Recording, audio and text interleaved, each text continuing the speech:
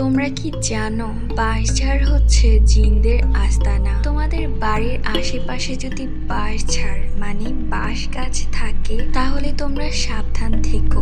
বিশেষ করে মেয়েরা ভরা সন্ধ্যার সময় বা ভরা দুপুরে অথবা রাতে তোমরা মেয়েরা কখনোই একা এইরকম গাছের পাশ দিয়েও যাবে না, কারণ বাঁশঝাড় হচ্ছে জিনদের আস্তানা। আমার কাছে অনেক স্টোরি এসেছে এইরকম বাঁশঝাড় নিয়ে। তাহলে একটি স্টোরি তোমাদেরকে বলছি, শোনো। আমাদের গ্রামেরই মেয়ে রীতা, ওর বিয়ের মাত্র 2 মাস চলে, এখনো হলুদের গন্ধ পর্যন্ত যায়নি। স্বামীর সাথে ঝগড়া করে ও বাঁশঝাড়ের সামনে দিয়ে ওর বাড়িতে আসছিল। চুল টুল এলোমেলো ছিল, ঠিক তখনই ওকে একটা জিন দেখে ওকে জিন ধরে। এরপর ওর মধ্যে অনেক অস্বাভাবিক জিনিস দেখা যায়, তারপর ওঝা দিয়ে সেই জিনকে তাড়ানো হয়। এরকম আরো অনেক স্টোরি আছে আমার কাছে, একদিন সময় পেলে শোনাবো। So like, subscribe, by.